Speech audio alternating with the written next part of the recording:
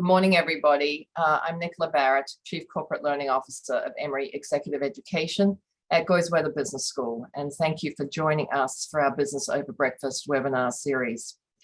In early June, we had a session on business models and business model innovation, and there were so many unanswered questions and so much more to share that we asked Professor Bharadwaj to come back and do a second session. While the concepts of business models and business model innovation have attracted managers' attention for many years, the pandemic certainly accelerated our need to understand and the urgency to adopt new models. It is more important than ever to fully understand business model innovation, the tools that support it, and how we can tackle the very real challenges that we often face related to pivoting to a new model and then managing it successfully. Anandhi is currently the Vice Dean for Faculty and Research, the Goizueta Endowed Chair in Electronic Commerce, and Professor of Information Systems and Operations Management at Goizueta. She's recognized as an expert in digital business strategy, internet commerce, the business value of IT, and organizational impacts of information technology. And her awards and grants and published works on these subjects are numerous. Prior to academia, Anandhi was also an information systems consultant and responsible for IT systems development and executive training with clients worldwide.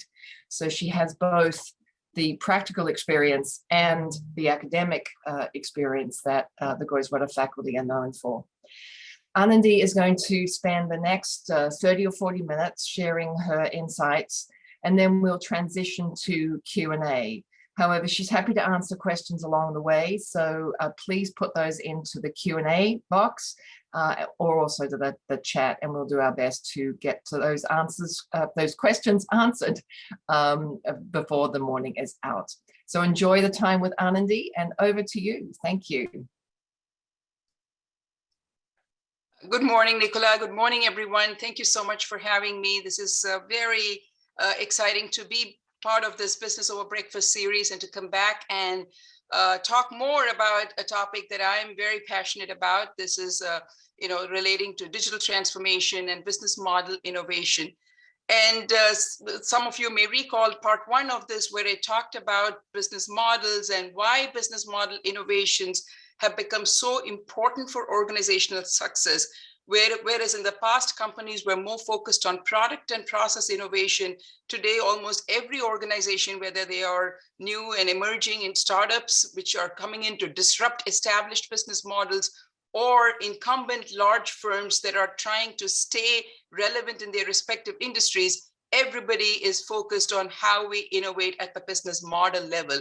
And just as a quick reminder, so everything about business model innovation is about adaptation and change. Just wanted to put up this famous quote by Charles Darwin. Many of us will remember that it's never not always the strongest or the fastest or the most intelligent, but the species that is most responsive and adaptive to change. So adaptation to change and business model innovation is really one of the ways in which firms adapt to rapid changes in the environment. And let's face it, with digital, especially with digital innovations and digital products and services, almost every industry is being forced to reckon with changes coming at a much, much faster clip, right? So today, the talk is focused on what are some ways in which firms can think about business model innovation. We will talk about some archetypes of business models that are out there. Not every archetype may be relevant to every firm or every industry, but what I'm hoping is some of these frameworks and some of these archetypes will give you ideas to think about what are some factors or dimensions of change that you can incorporate in your own firms, in your own units, whether it's, you're a product focused firm or a process focused firm. Every organization really needs to think of innovation at the level of the entire business model. So what I'm going to do in today's talk, and the first part is going to go at a little bit of a faster clip, because this is something that I talked about in part one already. in terms of defining the innovation space where the opportunities are. Just give you a quick overview of how firms used to think about the innovation space, largely along product and process innovation, but why it's imperative to think in a larger context of the entire business model and the opportunities of innovation that we might miss out if we are only focused on our core product and process innovations, right? And then the second part, I'm going to transition to digital, how digital is a key driver or a key catalyst for all of these changes that we've seen. Granted, there are other factors. Now, I come from a background for the last 30 years. I've been in the technology space, and as Nicola mentioned, both in industry and in my teaching and research. But I still don't want to, have the lens that everything is only digital, and especially if the last year or year and a half under pandemic has taught us is that everything can change very quickly. And there are certainly other factors, economic factors, social factors, behavioral factors that also drive changes. We've seen how firms have grappled with how to deliver their products and services in a world that is riven with pandemic, right? So there are definitely other drivers and other need for change, but hopefully what we're going to be talking about gives us ways to think about all of these factors, but I'm going to be focusing largely on digital as a key catalyst to think about how digital the opportunity spaces created by digital allow firms to expand their opportunity spaces for innovation all around, whether it's in the partner ecosystem, supplier ecosystem, in the complementarities that you bring to your products and services across all of these dimensions, how digital provides new sources of value. And finally, I'll talk a little bit about the challenges especially for incumbent firms to successfully undertake a massive digital transformation. What are the challenges and the leadership agenda going forward for these transformation opportunities? So without, like I said, taking too much time here, and again, these are some things that I've talked about, and many of you are familiar with the classic innovation growth curve. Most of, in the early stages, and as an industry matures, it is not uncommon to see the same pattern of innovation and innovation growth curve play out over and over again, right? So the early focus is all on sort of getting the functionality right, getting the product innovation, and the focus is much more on the core features of the product. Once that reaches a certain plateau, then the transition has been to more towards process innovation. How do we bring more efficiencies? How do we drive more scale? How do we improve the quality? How do we improve the service delivery and so forth? So there's a lot of attention on process innovation. And as products and processes get more and more commoditized, firms start to think about changing other elements of the business model. Can we outsource some of our functions? Can we bring new partners into the ecosystem? Can we change the way we deliver or reach new channels and so forth, right? So, but essentially what I'm trying to argue is that we don't have to wait to think about these business model level innovations at a more mature stage of the product growth. Firms ought to be thinking about some of these opportunities for innovating at the business model level throughout the innovation growth curve. At every stage, there are new opportunities. And if I guess it's very obvious now that if incumbent firms don't do it, you are going to be disrupted because oftentimes in firms and industries there are certain beliefs about what customers value and how that value ought to be delivered to customers, right? And these beliefs are often become constraints in the mindset about how to make those changes. And incumbent firms often think of these beliefs or treat these beliefs as inviolable until an upstart comes in and completely violates those beliefs or those rules, right?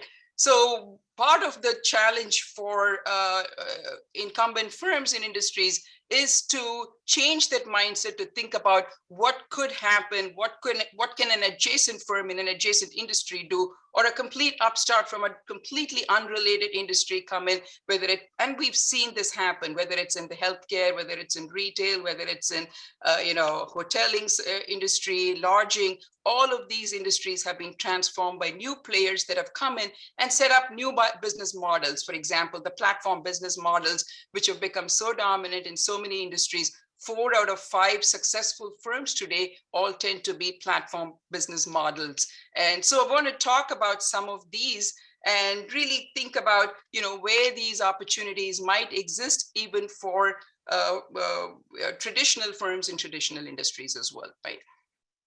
So at its core, and Nicola, please tell me if I'm going too fast, and if there are questions, I'm happy to take them as we go along. Absolutely. Thanks, Anandhi. Yeah. So what do we mean by a business model? And I know there are all kinds of definitions out there, some more complex and more complicated, but at its core, I like to think of business models in very simple terms. You're really asking, who are we serving? What is the value we're bringing to who we are serving? And how are we organizing our activities to deliver that value? Where the opportunities for innovation are is now think about extending that question a little bit in terms of who are we not serving that we could be serving? What additional value could we be bringing to those customers that we are not currently bringing? And how might we scramble and re-scramble our activities? How might we reorganize our activities in ways that might drive more efficiency or might drive more frictionless services to our customers? So I think as you start to think about innovations, we really want to think about these same questions, but with a different lens in terms of how might these change as we think about reaching new customers that we did not reach. I think in my last talk, I gave several examples of communities, for example, at the bottom of the pyramid that firms do not serve. A great example, I mean, think of one of the oldest industries, right? Insurance industry. The insurance firms have existed for eons, and yet in 2015, an upstart company, Lemonade, many of you may have heard of Lemonade, comes in, and within 5 short years has captured, millions of customers. 75% of Lemonade's customers are folks that are younger than 35, and the majority of Lemonade's customers are women. What does this tell us? It tells us that in a very established, very old industry, there was huge segments of the market that were still unserved or underserved, right? And Lemonade, again, so really radically brought in new customers into the market, but they also found new ways to deliver value to these customers, to understand what are the types of insurance these young folks want. I mean, we've had renters insurance forever, but the way in which Lemonade sort of provides that value proposition, they also realize that many of these young professionals have pets, especially as we all know, during COVID, all of us acquired new pets. So they started a new line, pet insurance. It's been a very successful new product for them. So thinking about new ways of serving or new ways of bringing value to these customers.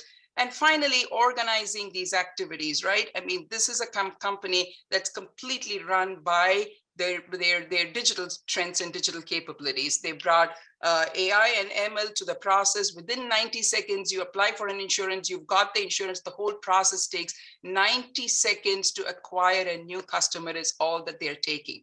And the way they think about how to deal with when customers have claims, how quickly a claim gets processed. They've got a minimum threshold value or below which, if it's small amounts, I lost my iPad, I need it quickly replaced, no questions asked, the claim gets processed right away. So in many of these ways, what they found is by changing the way in which we think about how should a product or a service be delivered, who we are serving, and how we organize the activities, there can be absolutely new sets of opportunities that get created, right? So I like to think about, again, think about it in very simple terms, who we are serving and who we are not serving, what value are we creating and what value could we be creating, and how we are doing that, what are some new ways to organize those activities. And as we think about this framework, a business model framework, again, it's the same set of questions that I've been talking about. What customer needs will be addressed, what novel activity satisfies those needs, and so on. Think about four main drivers of value drivers in business model, and these four drivers tend to come with novelty, right? One of the key business value drivers is novelty. Think of new ways. Again, I gave you the lemonade example. New ways of linking activities, new ways of serving existing customers, new ways of bringing additional customers that we did not serve before. Novelty, complementarity. The next item, next piece, I would say a value driver, a key value driver is complementarity. When we provide our product or service, what complementary product or service would enhance the value of both, right? That's what complements do. Again, a very quick example. A company like Amazon, right? We talk about Amazon and how innovative they are in the retail, and I was just amazed. I thought they've done everything that they could do in terms of extending their market, extending their reach, bringing buyers in. And just last week, Amazon announced a new partnership, which I think is a brilliant partnership with a firm, right? Again, a very complementary service to the purchasing experience in Amazon. So today, if I go to Amazon and I look at a furniture set for my dining room, I want a dining set, and it say it's $800 to buy a new dining set. And if I cannot afford to pay $800 in one go, they have an option to do a layaway purchase. So what a firm does is a complimentary installment or a layaway plan. This is not a new service, right? We all know that these kinds of services have existed for decades and more, hundreds of years in the retail context. But again, what Amazon's doing now is thinking about who they're not serving right now, because again, a single purchase of $600 or $800 may be too high for somebody's monthly budget. But if I can pay $50 a month automatically, so as I'm browsing, as I'm in the shopping space in Amazon, right, I've got this complementary product or complementary service which allows me to do layaway purchases. So even in very established models, there are always opportunities of thinking about how additional value might be brought to the customer. So I talked about novelty, talked about complementarity. Think about lock-in. And when I say locking in the customer, I don't mean through contracts, which many of us hate. I mean through trust. I mean through data. These are all much more powerful lock-ins than just trying to lock in customers through contractual models, right? So data is a key driver of lock-in. As I collect more data about you, as I learn more about the customer, how do I use the data to bring more personalization, to bring more customization, to bring more convenience, but do it in a way that engenders trust. So trust and data are two key mechanisms that firms can use to increase the lock-in of customers. And finally, of course, just efficiencies, right? So another value driver is efficiency. And this goes to how do I, as I'm offering, I think, and this is where I think one of the key challenges for a lot of firms is, as you're trying to change the value proposition constantly or bring new value and new services to your end customers, how do you also simultaneously make it an efficient system? So it's not easy, but that's the other piece of it, is to try to bring in more efficiency as well as the fourth value driver. So anytime I think about a business model framework and a business model innovation, those are the quick items that I would say really, we ought to be thinking about in terms of innovating in the business model. So again, this is something that I want to very quickly point out to as some seizing the white space, right? When as firms try to seize the white space, where are the gaps? Where could be the opportunities for innovation? Think about these archetypes. And again, not all of these archetypes will work for all firms, but are there elements of a marketplace model that we could incorporate in our business model? Are there elements of a brokerage model that we could be involved in? a platform business model. Lots of firms now are trying to platformize their business models, right? Everybody wants to be a platform player, and for good reason. Like I said, 4 out of 5 successful firms today across industries are platform companies. But again, you want to think about what role can you realistically play in a platform. Not every company gets to be an orchestrator in a platform, right? But there are other roles in a platform. I could be the data specialist in the platform. I could be the trust governor in the platform. I could be providing a complementary service on the platform. So there are elements of each of these models that might work in conjunction with the core product or service that I'm offering. But so think about each of these new business models that have emerged in these last couple of decades, whether it's a sharing economy platform. Do I have, is my model significant in its asset values? Do I have an asset light model, or is it an asset heavy model? If it's an asset heavy model, are there elements of a sharing economy that I could employ, to increase both profitability and margins? Affinity clubs, all of these provide, again, some archetypes and dimensions of ways in which we think about. And correspondingly, each of these has a revenue model that goes with it, but there could be different aspects and dimensions of these revenue models that could be successfully incorporated into very traditional business models as well. I want to pause just for a second, Nicola, to see, because I'm going to transition now to the second part of the talk. This is kind of where we had left off last in the first part. So I want to transition and talk about digital as the key catalyst and how digital has fueled all of these innovations and these new archetypes that I talked about, whether it's a platform model, digital ecosystems, all are fundamentally driven by the changes that we've seen happen in the digital landscape.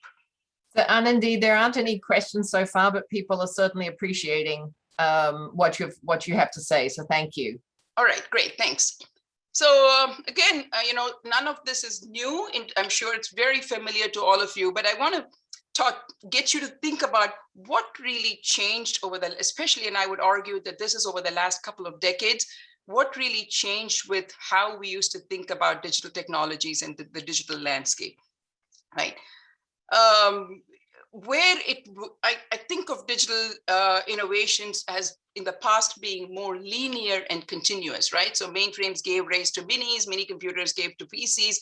So we went from one generation to another, but in each generation, the computers became smaller, they became lighter, they became faster. But that's what I mean by it was a linear and a continuous transformation. But what really ended up happening, especially in the last decade or so, is that this digital transformation has become both exponential and combinatorial. And I think that has what has fundamentally changed every industry. Prior to that, I would argue that digital changed industries to the extent that it allowed us automation of processes, it allowed us to speed up, build up scale, bring bring more reliable processes, improve our quality. That was all linear and continuous change as far as the way I see it. What changes with exponential and combinatorial is that completely new models, new ways of doing things, right? New products, new services. We saw that first with digital products. One, you only have to think about the growth curves that we saw with purely digital products, whether it's social media, the exponential growth curves that Facebook and Twitter and all these companies had, to understand what I mean by exponential. As products became digital, we move from an economy of scarcity to an economy of abundance. So how we think about how we inventory the products, how we store the products, how we deliver the products, how we price the products, all of this gets radically shifted, right? And this is now not only with digital products, we are seeing elements of these digitization impact even physical products, right? And so how do companies respond to that, whether it is in delayed order fulfillment, delaying the customization right till the end so we can keep the modular design and have much more predictable demand patterns. all of these kinds of ideas have come from a pure digital products, and now it's impacting products and services in a variety of across the spectrum, not just in the digital industries. And combinatorial, this really goes to the fact that with every new wave of digital innovation, right, has builds on the previous innovation, previous digital innovation, to really make it a much more,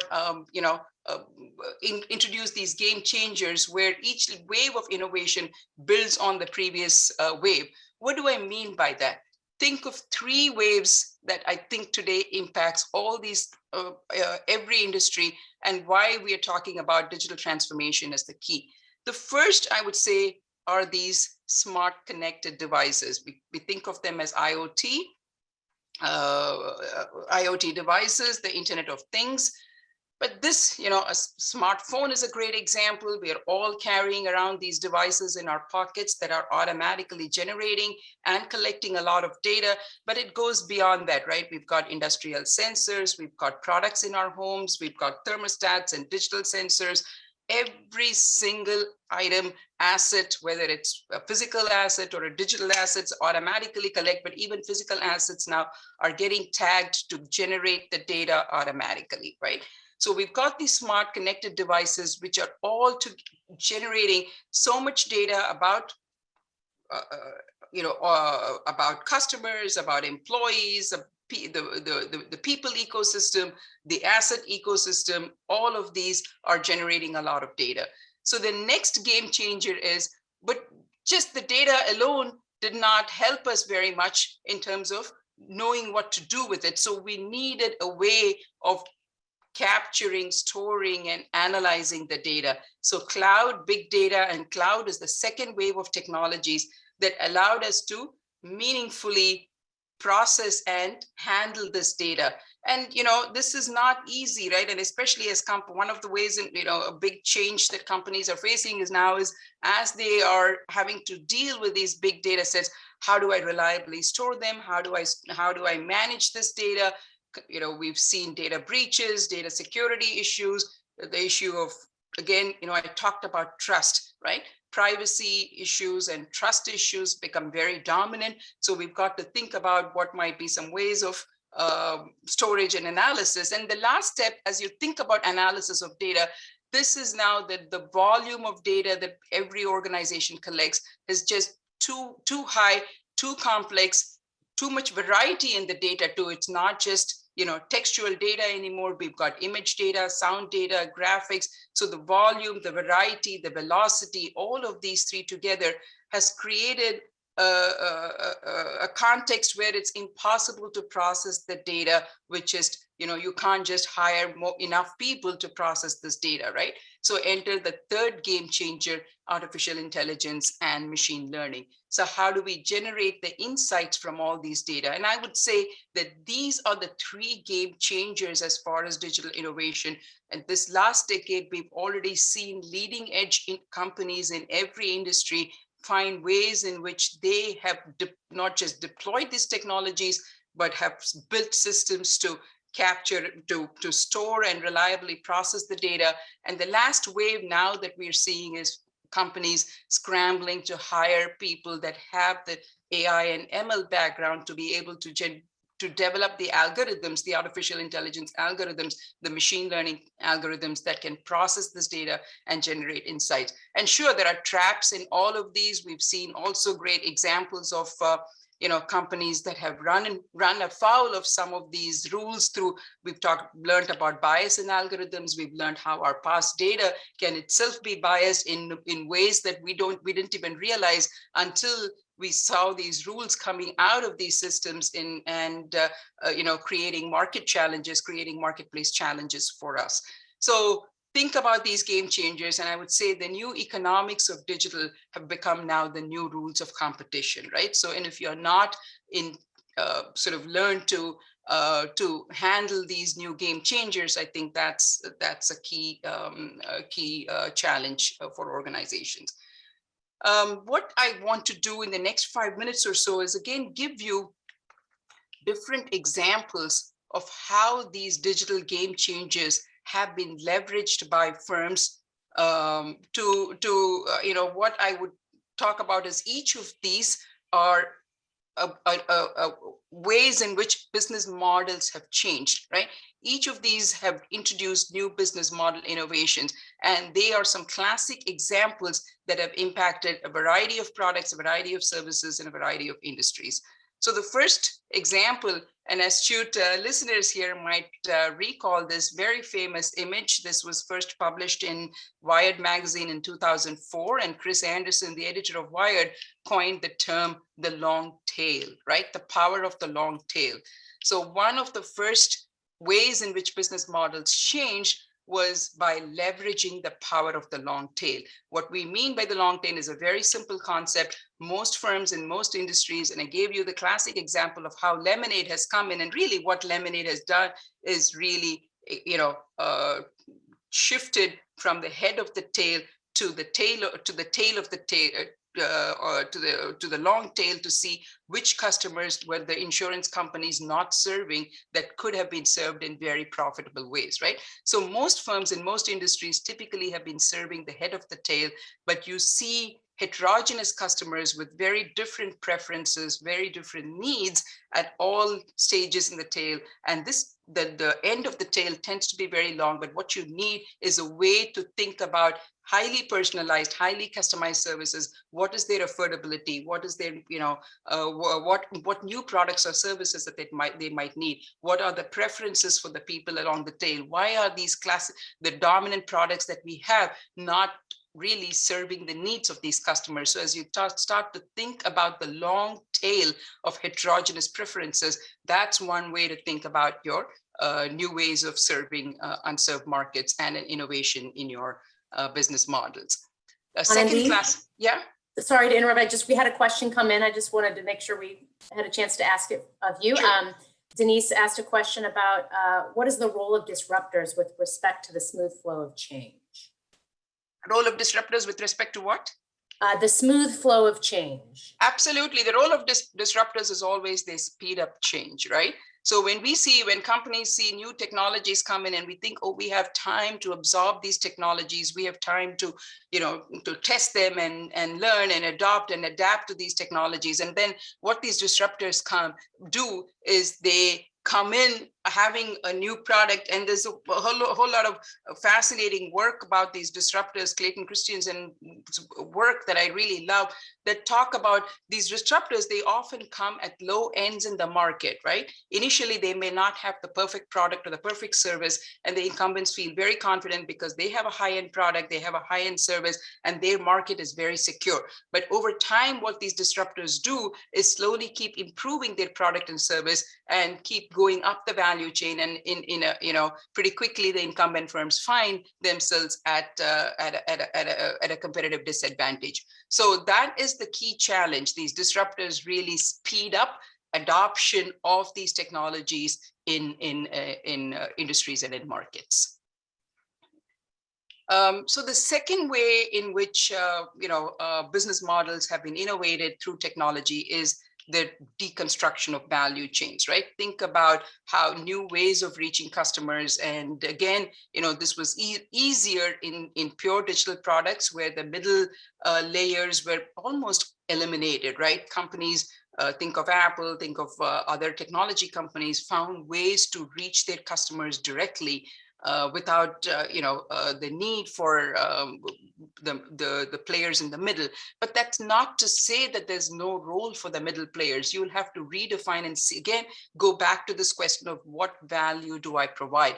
If I was simply holding inventory and passing it on to the next level in a physical product, are there other ways in which I could be serving that market? Are there new financing models that I could bring in when I, as a supply chain intermediary? So every industry is both unscrambling and re-scrambling their value chains, and the smart firms, both the startups as well as the established firms are all finding new ways of both getting in the middle but also delayering. So delayering has been happening over the last couple of decades in value chains, very significant delayering. So again, this comes back to the notion of if I am if I have a role to play in that value chain, what is the value proposition and how is that value being created and captured, right? So across all industries, and I think this graphic is just trying to show that digital always will deconstruct value chains. There will be going direct to the customer options or models, but there will also be opportunities of redefining spaces in the middle creatively. Today, I'm finding in industries, new way of getting in the middle, for example, is coming in as a data specialist. Maybe I've got the digital technology, the ability to do the analytics, to do the processing, and I could be a player there trying to sort of use the data that your company is collecting and coming back and providing insights based on the data. So there might be just new ways of creating value in the middle as well. The third way in which digital has changed business models is through what we call as democratized operations. And I really love this. I think about, the classic example of Encyclopedia Britannica versus Wikipedia, right? We talk about democratization. And democratization, when I talk about this, has happened across 4 different levels, I would say. One is democratization of content, right? New players have come in with the ability now to be able to create content. And again, this happened largely, the first wave was in digital products, whether it's new music, new, new media, new authors and blogs and those sorts of products, which could be delivered as purely digital products. But, everything that you see happening in a digital space eventually is also going to happen in the physical space. It may take a little bit longer, but think about with technologies like 3D printing and so forth. This is now content is being created. Even startups in established industries can create prototypes of products, can use technologies like 3D printing to as democratized content creation. So where we thought that big investments and big assets create a protective barrier for startups and new entry, we're finding that none of those really afford you very very strong protection, and you are going to get digital startups coming into all these markets. So it can be democratized content creation, it can be democratized sort of operations broadly in terms of democratized distribution, even democratized funding. Think of websites like GoFundMe and Kickstarter. If the key challenge was raising funds for a new startup, for an entrepreneur, today you've got democratized funding models that allows young startups or entrepreneurs to come into these industries. So again, a lot of the new business models have come just through these new opportunities being created for entrepreneurs and startup firms through these what I call as democratized operations, right? Anandhi? Yeah. Sorry to interrupt. We do have another question. Just wanted to get it in front of you. So the question is, what is the biggest impact on the business model innovation? Scalability, innovation, says profitability versus competition, changes in the ecosystem or capabilities? I think these are all, a lot of these. In fact, I think this next slide, let me just talk about this next slide, maybe exactly comes back to that, right? Comes back to this. So what these new business models have done is dismantled our traditional notions of scale economies, right? So the way we thought about how scale economies worked is that I would be able to, as I increased my production volume, I would be able to distribute my fixed cost over larger and larger production volumes and therefore develop economies of scale. And largely the way companies were doing that were through efficient production. Gave me also greater opportunities for acquiring, getting cheaper capital, lowering my logistics costs, my promotion costs. I had, if I was a a large producer, I could buy in bulk and reduce my purchasing costs. I could spread my risk over bigger operations and so on. So these were largely the drivers of economies of scale. But what these business model innovations have done is really, dismantled these traditional notions of economies of scale, right? And all these technologies that I talked about, right? Being able to drive down my costs with, not with big volume, but just with smarter production technologies, and whether that is in things like 3D printing or delayed productions and cycles and so on. So what I would say today is think about what really matters in a business model context that is driven by digital innovation is not any of these traditional drivers of scale that we think about, but largely I would think about that in terms of reach and richness, right? So today, what I'm really gearing up my systems, my processes, my operations is how do I achieve higher reach? And that can include scale and scope. When I think about reach, I think about it both in terms of scale as well as in terms of scope. By scope, I mean doing more functions, more services, more personalized services, customized services, however you want to think about the scope of your operations, both scale and scope for reach, and richness as well, the richness of the service context that we provide, the frictionless services that we provide, the trust engendered services that we provide. All of those are really the drivers of value today, not just these traditional economies of scale as the driver of value that we used to think about in the past. I alluded to this, the platformization of business model, and really what happens with platformization of models is, what companies are trying to do is, bring about this ecosystem of players, right, into a platform model. And not every firm has to perform all of these services or all of these roles. But if at its core, what are we doing in every firm or within every industry? There is a matching of supply and demand, right? We've got to bring the products and bring the services to the customers that need it. We've got a matching interaction to handle.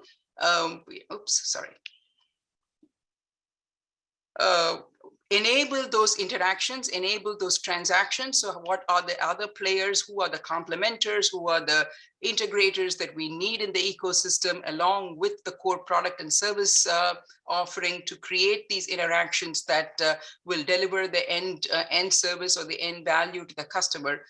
But largely, these platform players are also innovators in the software space, right? And when I say software, I think about it more broadly. It includes software and data and analytics, right? So most of these platform players, I think that's where their core innovation is coming, is in the strength of that innovation space, where they're building a team of innovators across the technology landscape through software and data and analytics. And to me, I think this is actually the bigger challenge that a lot of especially big firms, established firms in traditional industries have, is a people problem, and it's a labor market problem, where they are unable to attract the talent in the innovation space, because the Googles and the Facebooks and the Amazons are the ones that are attracting that talent. The cream of that talent wants to work in the tech industry. And so I tend to see that as much more of a challenge in the people dimension, because as you think about digital innovation driving business model innovation, and everybody asks, why are these business models coming largely from these technology industries? Why are they driving change across all the other industries? It's not that the traditional incumbent firms in these big industries, it's not that they don't have all of these capabilities. They've been doing these matchings and interactions, providing newer services for decades, right? They can compete as long as it was linear and continuous, they could compete very well. But like I talked about, as these technologies have become exponential and combinatorial, there is a new class of talent, and there is a scramble. I mean, I think lots of all of these firms now recognize that they need, internal to their firm, they need these teams, they need these analytics teams, they need these AI teams, these machine learning teams. But I think and I'll talk a little bit about it, these leadership challenges, they are not used to these new kinds of employees in these organizations. They don't understand the needs of these employees. These tend to be also younger employees with different expectations, and managing and leveraging the talent of this new skill sets that are needed, I think is a key challenge for these incumbent firms. So this innovation, think of it again, the three game changers we talked about: IoT, big data and cloud, and AI and ML, right? So that's the innovation space, and you need the talent pools in all of those three skill sets. And how are we doing on time? So, just a couple more quick thoughts to wrap this up. So as we think about the transformative potential of business model innovation, right? Each of these offers new opportunities, and digital allows you to change the nature of the game across all of this, right? Think about new ways how digital allows you to personalize. We've seen so many great examples of personalized products and services, and in every industry. So whether it's in our own in education industry, for more personalized education services when people need it, right, at the time that they need it, the new skill sets that they need, whether they are employed, whether they are students, whether they are the college campus, whether they are in a workforce environment. How do we offer the personalized education that they need, right? Closed loop, this might also be new opportunities just by closing the loop. What do I mean by a closed loop operation? Think about Patagonia as a great example, right? As customers are becoming much more socially conscious as well, these create new opportunities. It's not the old model of make, use, and dispose. We are moving to new models of make, use, and reuse, or make, use, and recycle, right? So think about the sort of the exhaust fumes, and even data. Think about the exhaust fumes of data. How are you closing the loop? And lots of times organizations, by failing to do that, find themselves in hot water because the data that they did not know that they had was leaked, or has created new challenges for them. So every time, think about the closed loop of operations. Asset sharing, we talked about that, especially if I'm more asset intensive industries. How do I come up with models which allow me to leverage the assets that I have in place? And it may not even be my assets, right? Think about assets more broadly, assets in the ecosystem. Can I build models that incorporate asset sharing? Even again, I keep going back to our own industry. Even in our education industry, we've got asset pools here across the ecosystem, the education and research ecosystem, just in Georgia, right? How are we leveraging the relative strengths of different players in that market? Usage-based pricing, that's another key example of how we might think about digital innovations changing how we do pricing. And more companies, it started with, think about cloud services, move to usage-based pricing, but this pricing models are creating new opportunities because it can again bring new customers in that could not afford the price point that you had your product or service. But as you think about usage-based pricing, insurance and auto industries are all now experimenting with different pricing models that can change the price point and make your product or service more affordable, more and when people need it, right, at different life stages as well, right? Asset sharing always involves collaborative ecosystems. So how do I not just build a collaborative ecosystem, how do I partner? And here the big challenges are ensuring notions of trust and governance, right? How do I set up the control systems? Who governs the collaborative ecosystem? Who's got control over which layers of the ecosystem? All of these questions. And the key is to find out what part or what role is my firm or my organization going to play in that ecosystem. And lastly, agile and adaptive. I think if we've talked about one thing today, it's throughout.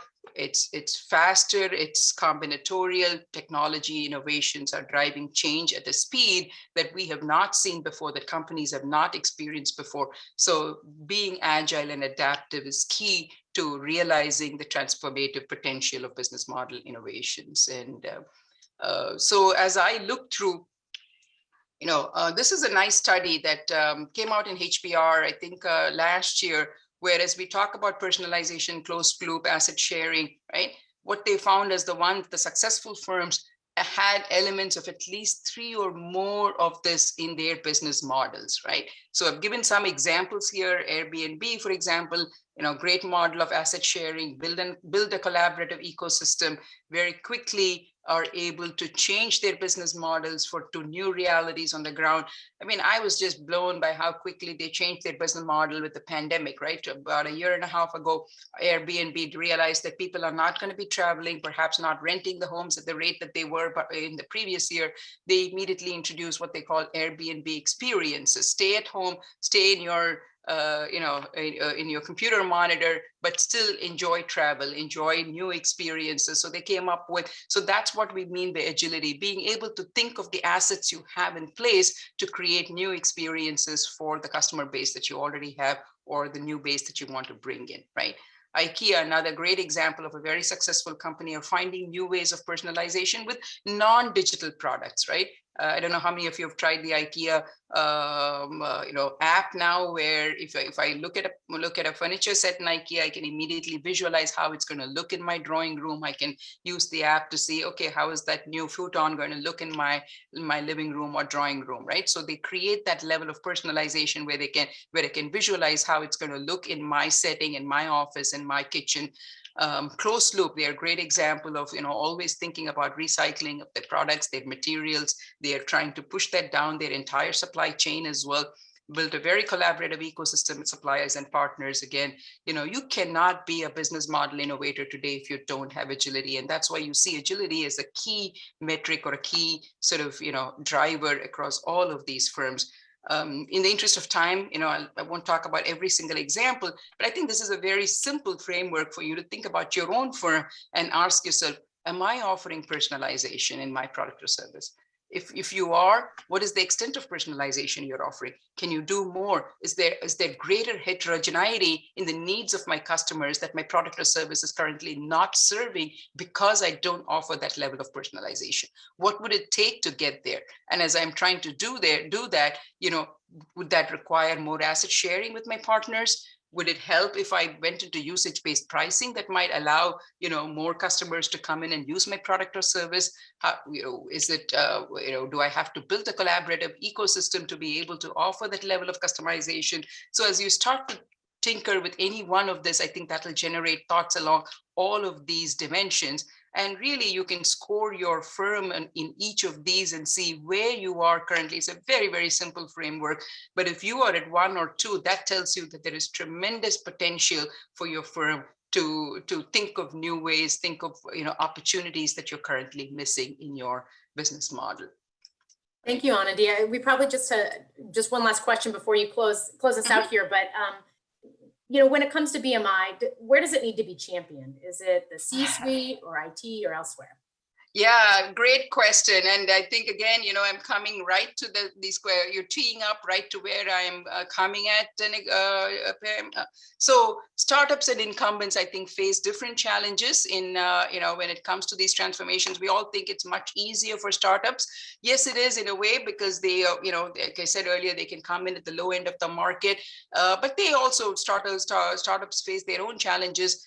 With technological uncertainty, we often hear of only the successful startups. For every successful startup, yesterday I was talking to somebody that we had a house guest from Silicon Valley, and he's telling me about all the firms that he knows there that have failed. So there are lots of technology, startups that have failed as well. And a key reason is the technological uncertainty that they face, things moving too quickly, and sometimes the wrong investments are made in technology, the complexity of the environment and the dynamism of the environment. And many times startups, sort of lack the legitimacy, especially I think they're finding in healthcare markets where trust and legitimacy is very critical. It's, I think we see a lot of startups starting, partnering with established players to build that legitimacy quickly.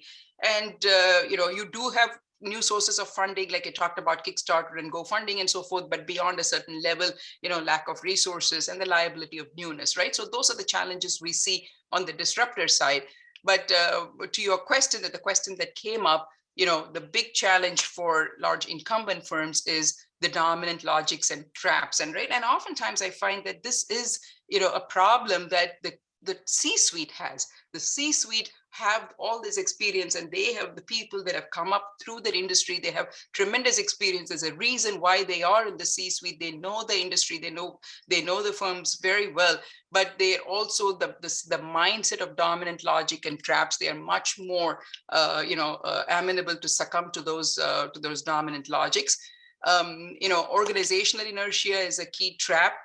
There's not invented here syndrome. There's, the modes of learning don't change as quickly, and path dependent constraints. And I think this is a very key challenge, because, it's not easy to move away from investments and assets that have gone in. GE, I think, learned this the hard way. I've got a HBR piece that I wrote up comparing GE and Tesla. And as you know, I think GE actually did the right things in going about 8 years ago. They decided to go full digital and wanted to transform their all the products and units, to go digital, made very high investments, but really did not, it didn't connect with the shareholders, because the shareholders didn't believe that GE could transform itself in ways that it intended. And the primary reason I think they saw was the organizational inertia, the dominant logics and traps, where, the CEO was driving it, but it hadn't percolated to all the levels at GE. And this was, very quick. I think the market sees which firms are able to succeed with these investments and which firms are not able to succeed. And so I think these are the traps, and these are the challenges. So it needs to be driven at all levels in that sense, right? It has to, nothing really, at the end of the day, I think nothing really succeeds unless there is top management buying, right? Throughout, these change management and organizational transformation, I've been studying technology-based transformations for the last 30, 40 years. And I've seen, in the decade of the ERP, for example, the big challenge why so many ERP investments fail was that the top management would be involved up to the purchase decision, and they'll say, okay, we're going to invest $500 million in this new ERP system, and then that's it. And then they made it a technologies problem. They made it an IT implementation, and many of these failed because it was not driven through, it was not championed at every stage and every level. So I think that is the key. To go back to this question, I think, the leadership agenda, these are not things where the leadership, the C-suite can say, okay, we're going to be involved in a transformation effect. These are the technologies or investments that we're going to make, and then sort of, go hands off after that, right?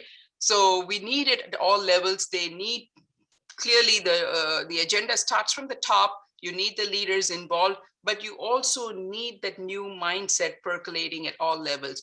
And this is really the challenge, the leadership agenda and the leadership challenge, I think, that lots of companies are facing. I talked about the labor pool challenges, the technology challenges, because if you're going to be an innovator, you need that talent pool in your organization that can think about new opportunities with data, with algorithms, AI and machine learning, with opportunity to get new data, sensor-based devices, and so forth. So where is that, thinking and innovation going to come from? How do you bring those people? So it's really the answer is at all levels, driven from the top. The leadership has to come from the top, but that mindset has to percolate to all levels in the organization. And really, what companies need to do is two things, right? Challenge the dominant logic continuously. Some companies have actually found it easier because the dominant business model is very hard to change. They've actually found it easier to run two separate business models. Think, like a startup within the firm as a separate business model, which is allowed to come, but they are given free rein to disrupt their own core product or service. Right. And if that is that is a model that might work better for large established firms, then think of Singapore Airlines. When they wanted to create a new budget airline, they knew that the price point that Singapore Airlines had with the class of service that they were offering, there was so much, organizational resistance to doing that. And they ended up creating Silk Air as a lower budget airline within the same entity, but as a separate business model. So that may be the way to go if there is tremendous organizational inertia to these kinds of changes. But absolutely, what you cannot get away with is not doing these two, right? The learning loops and the data-driven insights are key to success. and developing the agility, the strategic flexibility. It's all in the responding capabilities. And I think, if you have formal complexity in your organization, today, I think hierarchical layered organizations will just not be able to respond to the speed that we are seeing in the marketplace. So internal delayering of organizations for decision-making, for power, empowering employees, everything that, organizational theorists and scholars have been talking about are critical drivers of value as well. Thank you, Anandhi. Well, I think we're here at time, so we're so grateful for all of your insights. We're getting a lot of great comments in the chat, so just thank you for taking the time to come back and continue the conversation around business model innovation. It's been a real pleasure. We want to just share a couple things with you as we say goodbye to all of our attendees this morning. So just first of all, we're continuing the conversation with Business Over Breakfast every first and third Thursday of the month. So September 16th, we hope you'll come back. We'll have a special guest joining us from Agnes Scott College, Tom Will, Associate Professor of Economics and Organizational Management, discussing the stories we tell ourselves and what they tell us. So we hope you'll continue to join us on September 16th.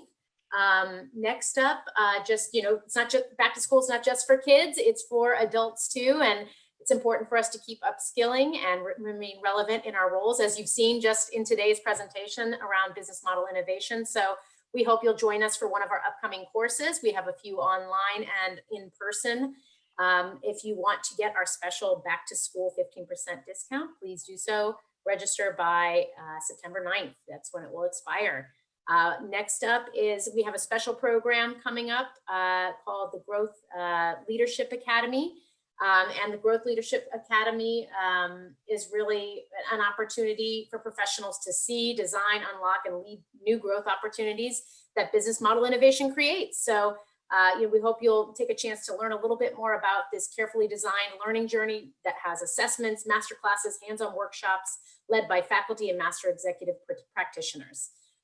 Finally, you'll get a brief survey at the end of today's session. We hope you'll take a minute or two just to provide us with your feedback. And thank you again for coming back each week or for joining us for the first time. And we look forward to seeing you on September 16th. Thank you again, Anandhi. We're grateful for your time and your insights. Thank you so much. This was a pleasure.